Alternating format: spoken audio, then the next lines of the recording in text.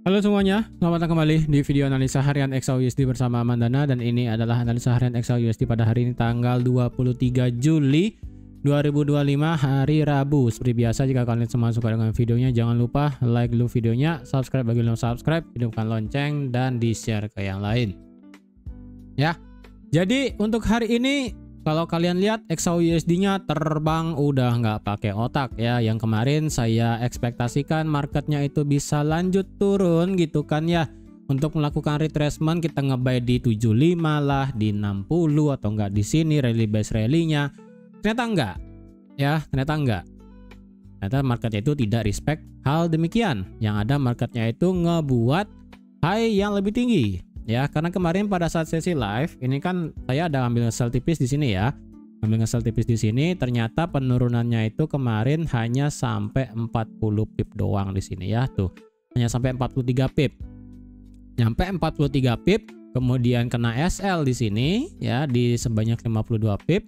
Dan sekalinya ini break ya, yang sudah saya bilang sekalinya 93 itu break, resisten ini valid di break ke atas, marketnya bakal otomatis berubah change of character. Sekalinya change of character, kalian bisa lihat 1 jam setelahnya naik terus nggak pakai obat, naik terus nggak pakai obat, naik terus nggak pakai obat, sampai akhirnya tadi pagi itu puncaknya ada di harga 3438 ya. Ini hampir kena angka cantik ya. Angka cantiknya let's say kita bilang 3434 lah ya, kayak di GBP USD angkanya ya kan 3434. Tapi di sini untuk di XAU-nya 3438 ya, hampir angka cantik. Ini luar biasa, semua dilibas semua ya. H4 resisten di sini dilewatin ya, di break, di retest kemudian naik, kemudian lewat 3420 target juga, dan sekarang marketnya ini sudah kena area supply dan sekaligus bearish order block dari segi time frame H4. Selanjutnya bagaimana? Apakah kita bisa nge-sell tipis di sini atau bagaimana? Oke, sekarang kita analisa ya. Oke, sebelum itu di sini saya mau info sedikit.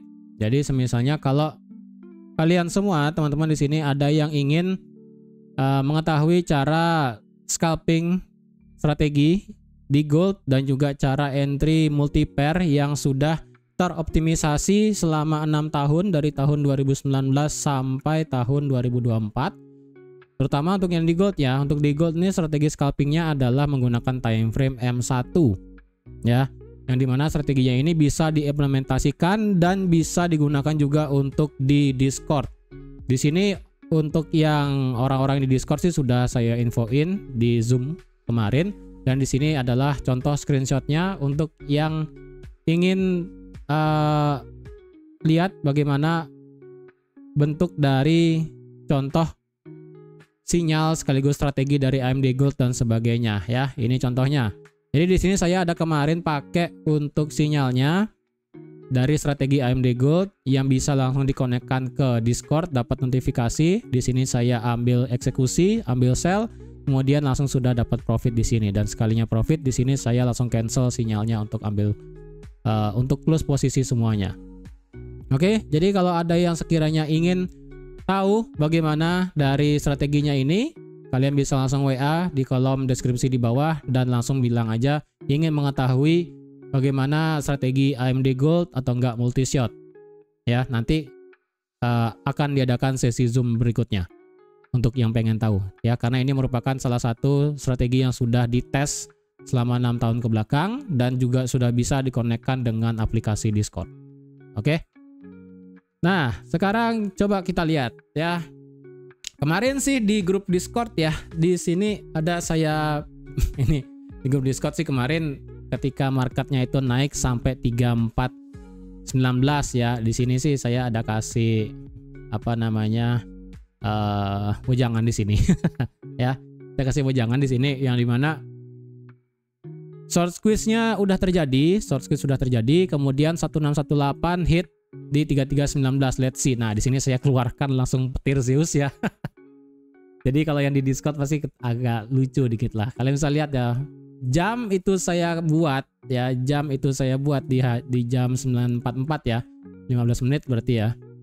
Candle close 15 menit di sini. Oke, 44 ya, berarti 44. Let's see 44 di mana. Nah, ini ya. 45 di sini ya kan. Candle 45 di sini 44, marketnya naik, turun 1 menit kemudian marketnya langsung turun. Nggak 1 menit sih, 5 menit ya. Jadi total 15 menit penurunan dari 3419 ya, anggaplah ini 3419 ya. 3419 turun kemarin sampai 3405 sebanyak 143 pip. Cuma menunggu waktu 15 menit aja. Ini saya kasih kekuatan Dewa Zeus langsung ya. Langsung turun. Ini 143 pip, lumayan ya. Dan itu juga saya manfaatkan untuk ini ya, untuk ngebuat di sinyalnya di sini, dan sekaligus strateginya saya langsung implementasikan trade di sini dan langsung sudah dapat profit juga. Cepat, nggak pakai obat ya. Oke, untuk sekarang apakah kita bisa sell atau buy? Oke, secara ini sekarang ya, berita. Dari segi berita untuk tadi pagi ya, sementara ini adalah Trump sudah mengatakan, sebentar, saya mau infokan sedikit masalah tarifnya itu. Ini nggak mau ke-reload ya. Tarifnya adalah kemarin ada Presiden Trump ngomong dengan presiden di Filipina, tapi tarifnya itu belum deal ya, belum kelihatan tarifnya kemarin. Dan untuk tadi pagi banget ya, sesi Australia ini US menempatkan 15% tarif untuk impor otomotif di Jepang. Dan apakah ini sudah deal? Sementara ini sih Trump bilangnya itu sudah deal ya. Dan ini juga Japan Akazawa juga bilang mission sudah komplit ya kan. Jadi sepertinya sih di sini deal antara Amerika dengan Jepang itu sudah sepakat 15%, karena kalau kemarin itu kan untuk data dari reciprocal tarif di Jepang dikenakan 24. Kemudian dapat diskon sedikit menjadi 15%. Walaupun itu agak gede sih ya, karena kalau nggak salah terakhir itu Jepang itu nggak mau kena 10% kayaknya ya, tapi kayaknya 15% sepertinya logowo lah bahasanya untuk Jepang. Ya, sementara ini sih deal katanya ya dari Amerika dan juga Jepang. Cuman Prime Minister dari Jepang apakah sudah oke, bilangnya tadi sih di sini masih ada, mana dia ya?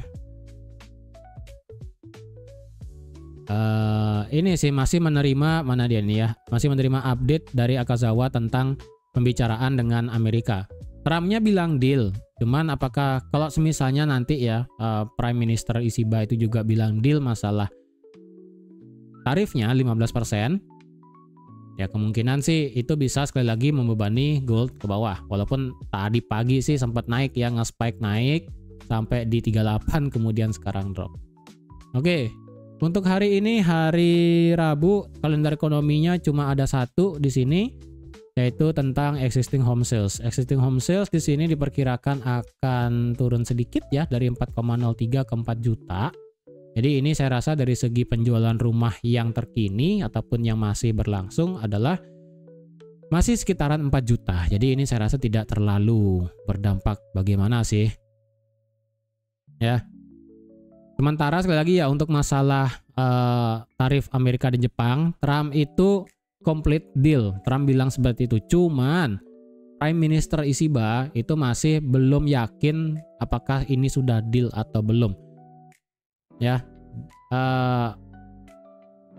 apakah sudah deal atau belum itu ini masih agak sedikit ragu.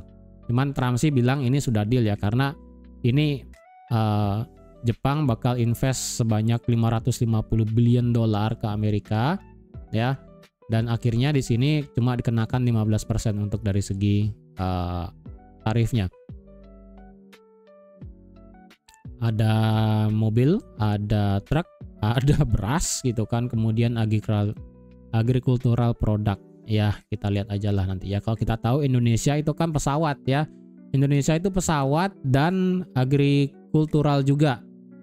Dan ditambah ya, ini sedikit info aja, untuk Indonesia juga dikenakan dari segi mineralnya ya, critical mineral atau ya pokoknya mineral lah ya.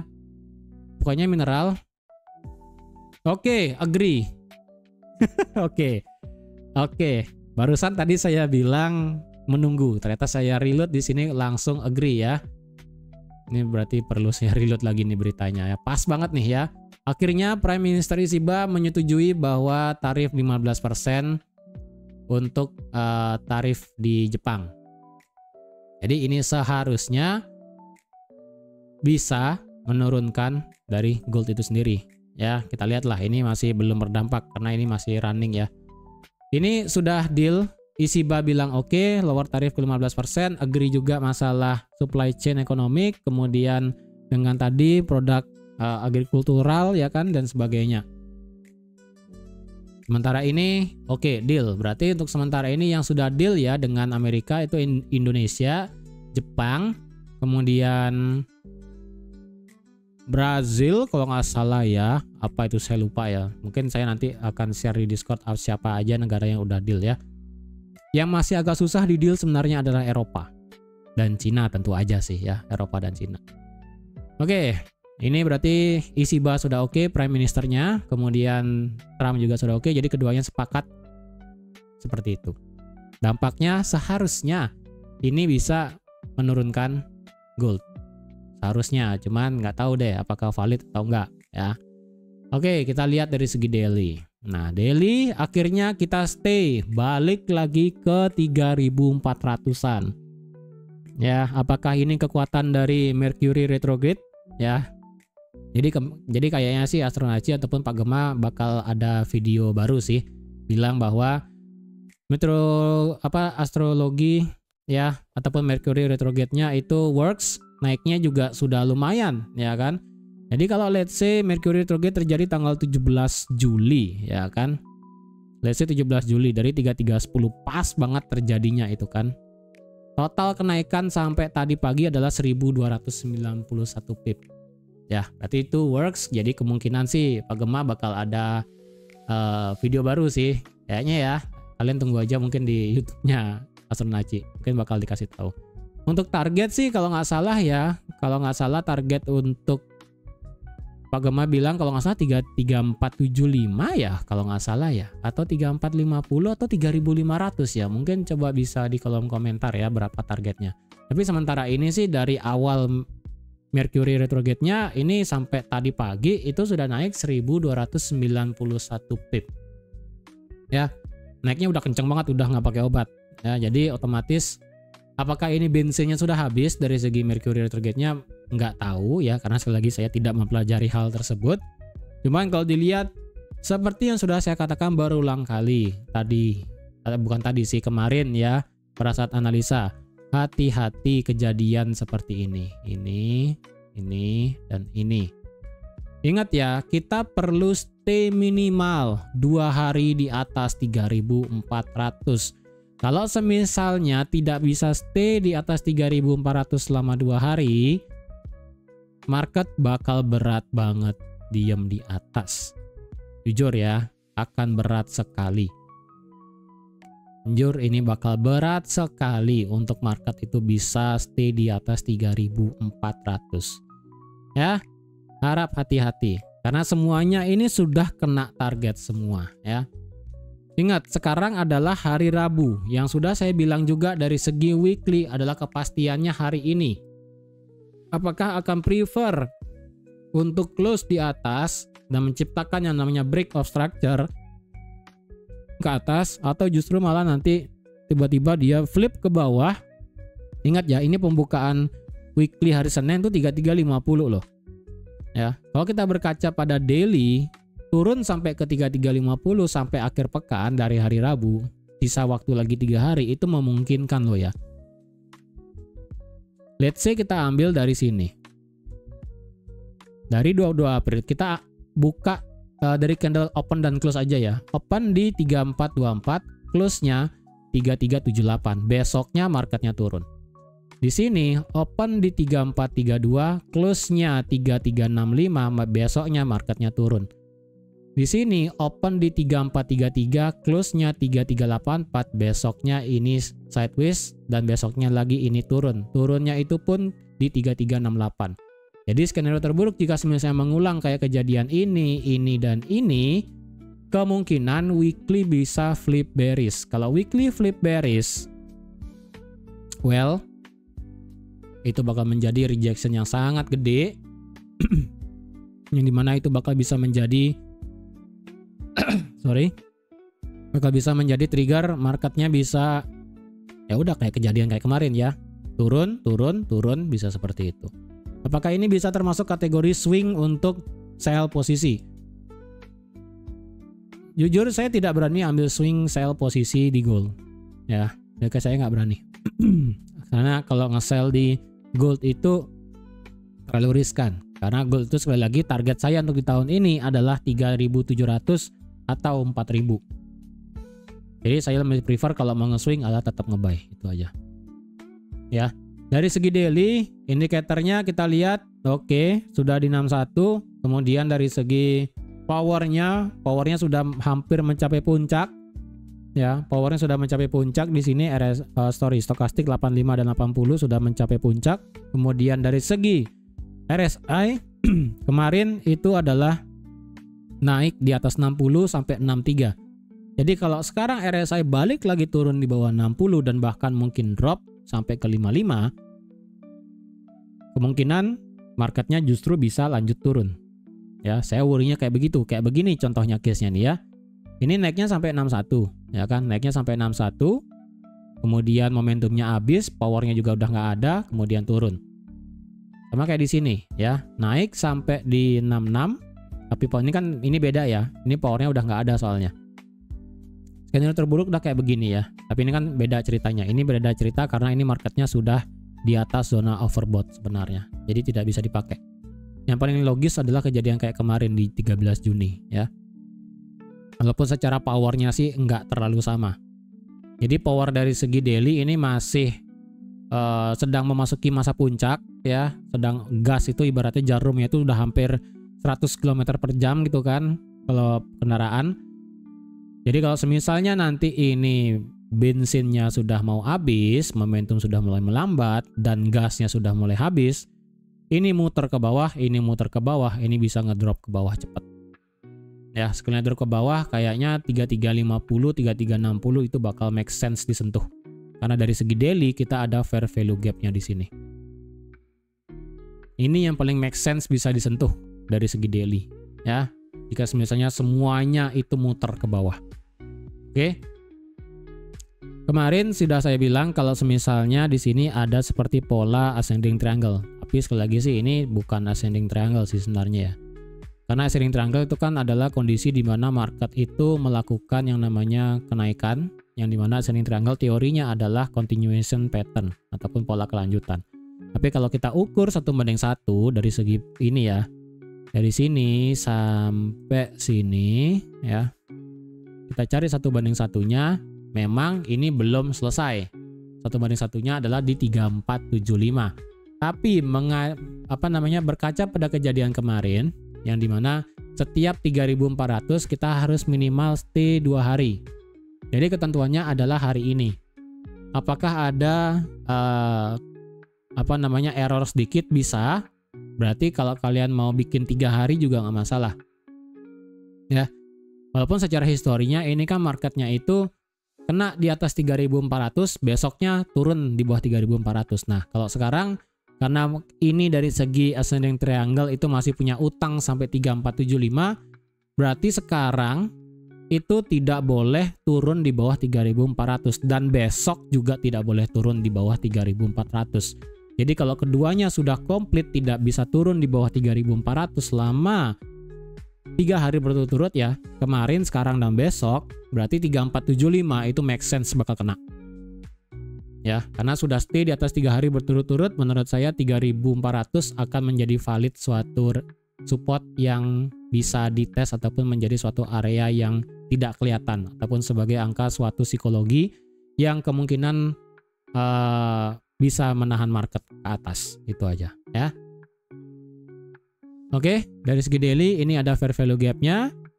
Sementara ini untuk masalah close candle kita nggak bisa pakai ya, karena ini kalau dilihat tetap 3500 adalah dari segi daily all time high-nya, ini tidak bisa diganggu gugat.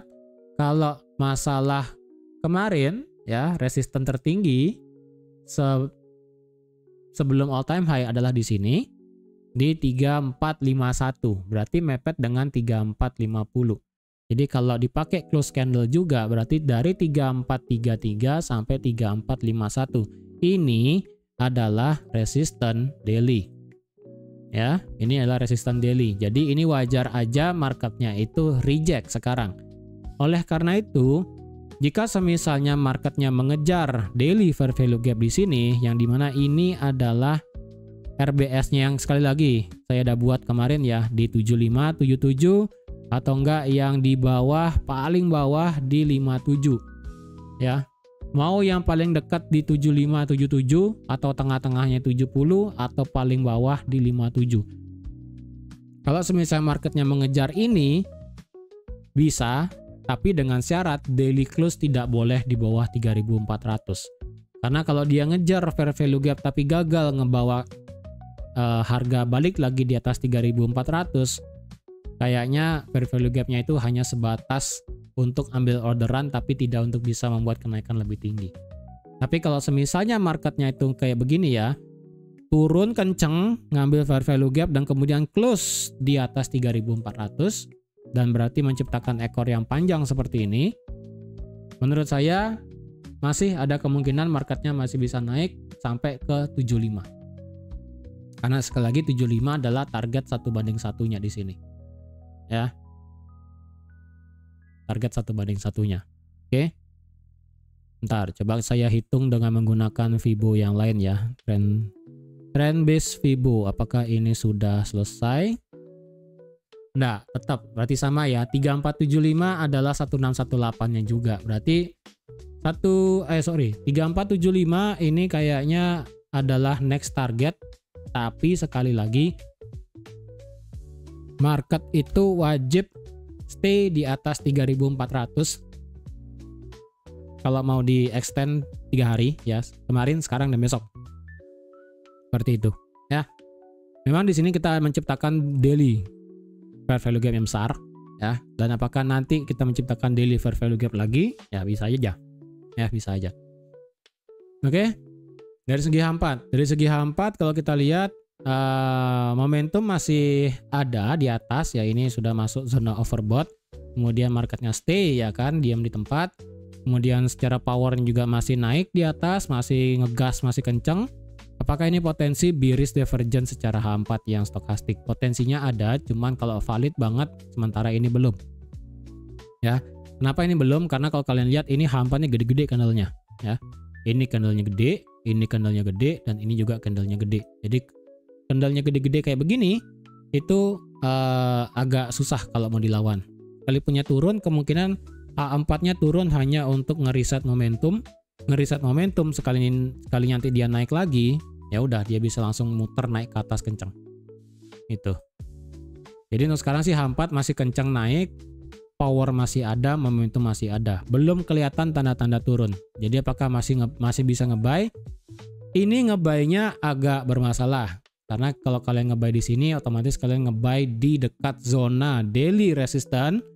Ya, ini saya padukan ya. Ini kalau dicari ini adalah supply sekaligus bearish OB. Ini kayaknya saya buat teksnya biar banyak ya. Ini adalah daily resist ya. Kemudian bearish OB atau supply H4.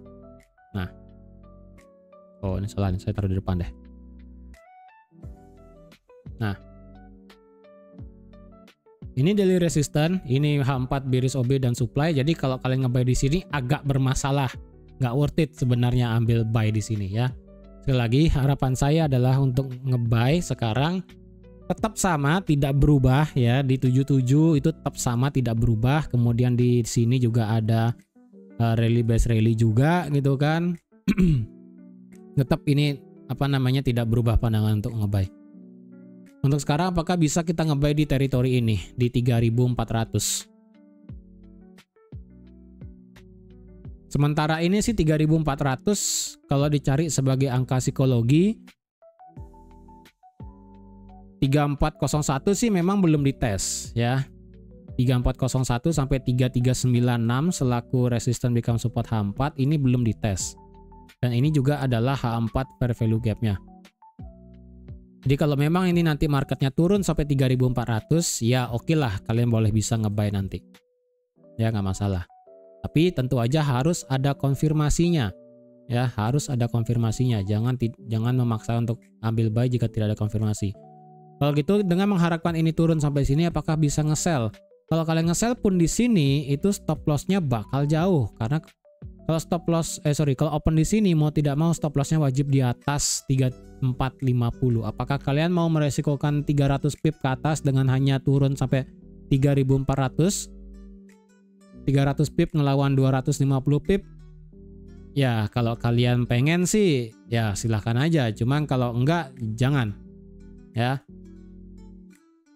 Kalau nggak bisa jangan. Kalau saya pribadi sih saya sudah ambil sell di sekitaran 30 dan tadi di Discord sudah saya bilang juga kalau misalnya break di bawah 27 bisa untuk ambil sell. Sementara ini kalau ada yang ambil sell di bawah 27 sudah dapat ya 60 pip. Ya, sudah dapat 60 pip. Jadi kalau ambil sell sekarang ya berarti stop loss-nya di atas 50. Apakah bisa stop loss-nya di sini di atas high tertinggi barusan tadi pagi? Bisa aja, tapi resikonya ini bisa kena ya, itu aja. Resikonya bisa kena dan itu pun stop loss-nya 200 pip loh. Ya, 200 pip. Apakah kalian mau stop loss di sini? Karena ini sudah terlalu jauh ya. Sudah terlalu jauh. Kalau tadi yang saya bilang kalau ada yang di grup di bawah 3427 ini masih agak ya lumayan lah 160 pip, nggak gede-gede banget gitu kan. 140 150 gitu. Cuma kalau udah dari bawah di sini harga sekarang sudah di 21, ini udah 200 pip. Kalau kalian pengen stop loss 200 pip sih nggak masalah. Kalau saya pribadi sih agak ogah. Sekali lagi mentok itu adalah 100-an pip. Kalau sudah sampai 200 saya pribadi agak bukannya nggak berani, cuman lebih baik enggak sih. Itu aja. Ya, itu dari segi H4. Kalau misalnya 3450 lewat dari segi H4 gimana? Ya udah 3475 kita bakal ketemu. Secara H4 sih gini kita nggak kelihatan bentukan dari apa namanya supply dan sebagainya ya. Ini kalau dilihat sebesar ini sebenarnya supply-nya nih. Nah, ini supply ketemu supply ya kan, supply aslinya di sini ketabrak supply-nya lagi kemudian turun. Jadi menurut saya lebih enak pakai supply yang baru aja walaupun originalnya sebesar ini. Ya, sekarang coba kita cek ke H1. Ke H1 kita lihat 3475 ada apa? Ya, 3475 itu adalah area ya, pure. Berarti ini adalah bearish-nya Ini bearish-nya di H1 ya, 3475. Ini adalah bearish dari order block-nya. Sebesar itu ya. Jadi jangan kaget ya kalau sudah memasuki all time high kayak begini itu range-nya gede-gede. Ya. Kalau udah range-nya agak besar kayak gini, kalau kalian telat entry itu bakal resikonya semakin besar. Itu aja. Oke, sekarang kalau kita hitung pakai Fibo ya, kemarin kan di sini kayaknya Fibo sudah extend terlalu jauh sih seharusnya. Ini marketnya sudah ngelewatin 1618 ya, ini sudah terlalu extend sekali. Ini udah nggak pakai obat. Kalau kita ukur pakai Fibonya sekarang ya kayaknya ini Fibonya kita terpaksa pakai Fibo swing pendek sih. Karena kalau pakai Fibo swing asli kayaknya terlalu jauh ya. Karena sekali lagi ya H4 itu swing asli kan pertama dari sini ya.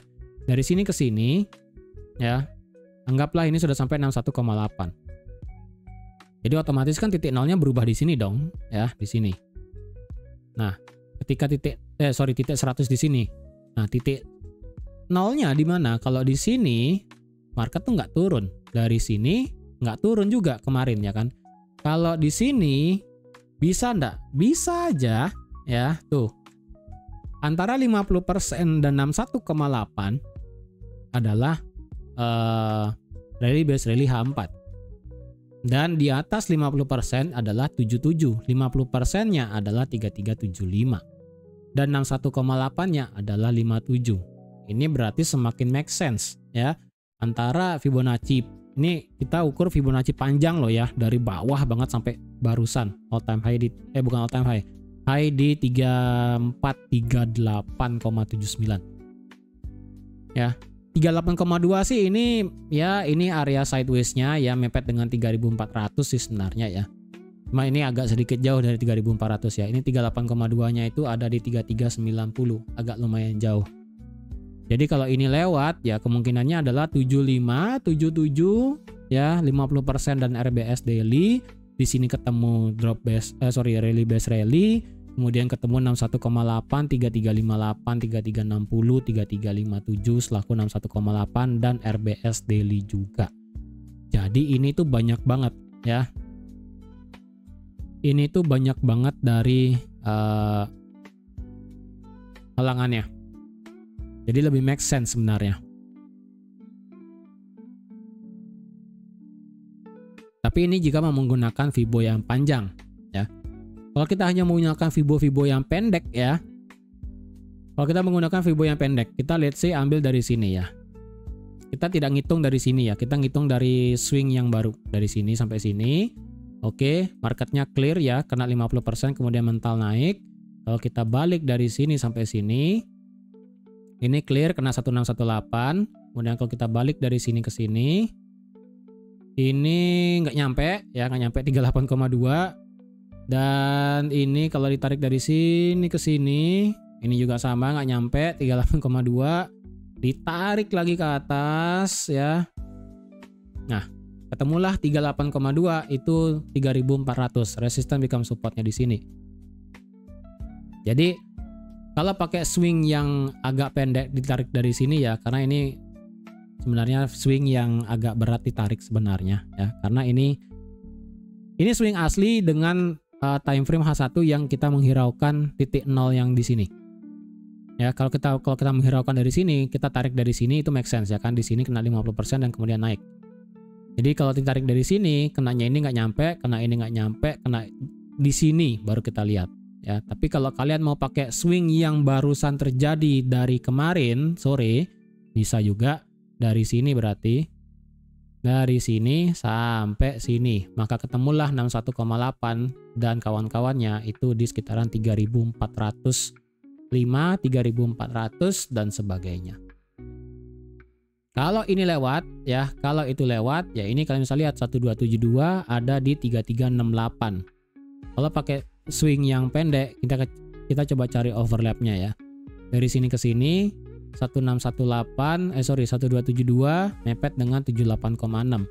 Kalau kita pakai swing yang panjang dari sini sampai sini, dan jika semisalnya ini titik nolnya tidak berubah ya, maka di sini 1272 adalah 50%. Jadi lebih banyak mepet di sini sebenarnya untuk menunggu ada orderan buy. Ya. Oke, ini berarti saya hapus dulu, ini sudah terlalu banyak misalnya nih. Oke, ya. Secara H1 kita nggak ada demand ya, ini kita nggak ada demand juga, kita nggak ada area yang bagus kecuali cuma ini ya, ini RBS-nya belum di retest itu aja. M30 kalau dibilang apakah ini rally base rally bisa dipakai? Ya tipis sih ya, tipis banget, ini bisa dipakai sebenarnya. Ya, ini tipis banget bisa dipakai sebenarnya dari rally base rally-nya. Kalau di M15, M5 ini sih yang kemarin ya, yang dari harga 20 di sini sampai ke 3405. 34 berapa dikit ya. Coba tadi pakai Fibo pendek ya. Coba tes Fibo pendeknya dari sini ke sini. Nyampe nggak dia?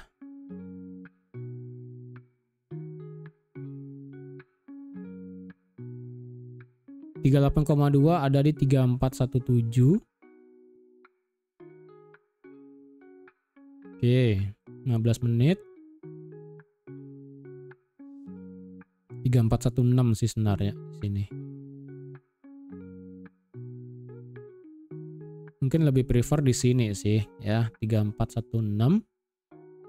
H1 tidak ada, ini bersih banget ya, ini nggak ada fair value gap, ini cuma ini sisa fair value gap H1 ini doang ya. Sisanya ke bawah udah nggak ada. Jadi kemungkinan kalau ada yang mau ambil sell ya,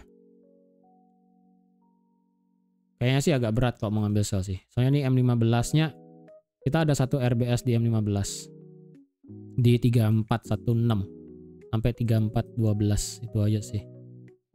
Jadi kalau ini nanti break ke bawah, kemungkinannya ini bisa lanjut turun. Tapi kalau ini nanti dia nahan, ya, ini bisa lanjut naik lagi.